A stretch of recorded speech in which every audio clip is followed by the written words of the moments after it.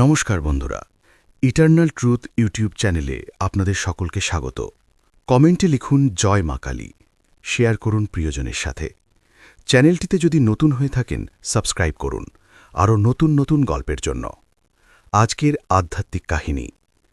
আজ আমরা জানব মৃত্যুর পরে মানুষ কিভাবে বুঝতে পারে সে মারা গেছে।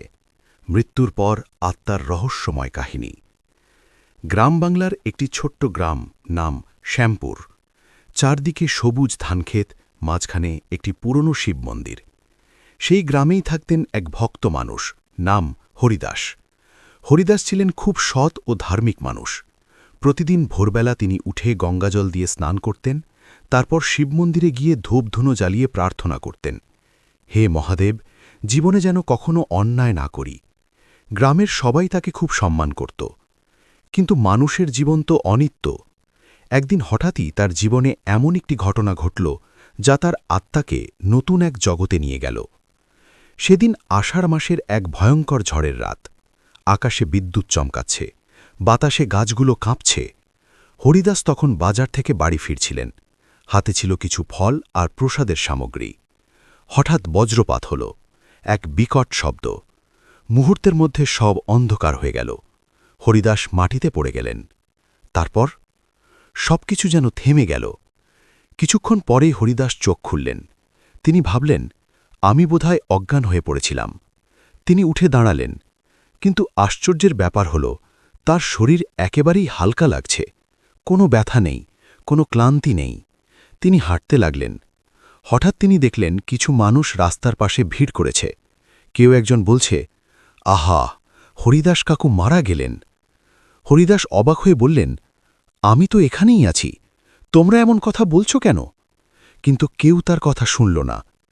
কৌতূহল নিয়ে হরিদাস সামনে এগিয়ে গেলেন। তারপর যা দেখলেন তা দেখে তার আত্মা কেঁপে উঠল। মাটিতে একজন মানুষ পড়ে আছে, তার শরীর পুড়ে গেছে।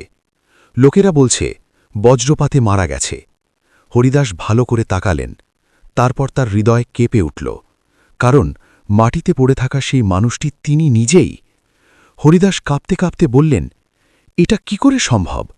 আমি তো এখানে দাঁড়িয়ে আছি। তিনি নিজের শরীর স্পর্শ করতে চাইলেন, কিন্তু দেখলেন তার হাত শরীরের ভিতর দিয়ে চলে যাচ্ছে। তখনই তার মনে পড়ল শাস্ত্রের কথা, আত্মা অমর, দেহ নশ্বর। হঠাৎ তার মনে হল, তাহলে কি আমি সত্যিই মারা গেছি? তার মনে ভয় ঢুকে গেল। হঠাৎ তিনি অনুভব করলেন চারপাশের পরিবেশ বদলে যাচ্ছে। মানুষের আওয়াজ ধীরে ধীরে দূরে চলে যাচ্ছে।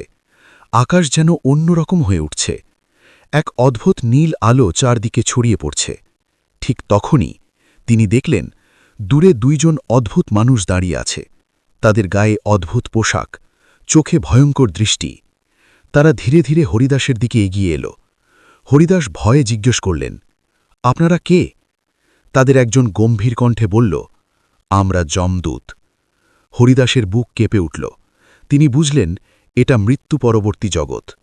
যমদূত বলল, হরিদাস, তোমার পৃথিবীর জীবন শেষ হয়েছে। হরিদাস তখন বুঝতে পারলেন, মানুষ যখন মারা যায় তখন প্রথমে সে বুঝতেই পারে না যে সে মারা গেছে, কারণ আত্মা তখনও দেহের সাথে সংযুক্ত থাকে। কিছু সময় পরে যখন সে নিজের মৃতদেহ দেখে তখন ধীরে ধীরে সত্যটা উপলব্ধি হয়। যমদূত বলল, এটাই মৃত্যুর রহস্য। যমদূতরা হরিদাসকে নিয়ে যেতে লাগল এক অদ্ভুত পথে। সেই পথ ছিল আলো আর অন্ধকারের মাঝামাঝি। হরিদাস দেখলেন অনেক আত্মা সেই পথে হাঁটছে। কেউ কাঁদছে, কেউ প্রার্থনা করছে, কেউ আবার শান্ত। হঠাৎ সামনে এক উজ্জ্বল আলো দেখা গেল। সেই আলোর ভিতর থেকে একটি কণ্ঠ শোনা গেল, হরিদাস। হরিদাস তাকিয়ে দেখলেন সেখানে দাঁড়িয়ে আছেন স্বয়ং মহাদেব শিব। তার শরীর থেকে অসীম আলো বের হচ্ছে। হরিদাস মাটিতে প্রণাম করলেন। শিব মৃদু হাসলেন।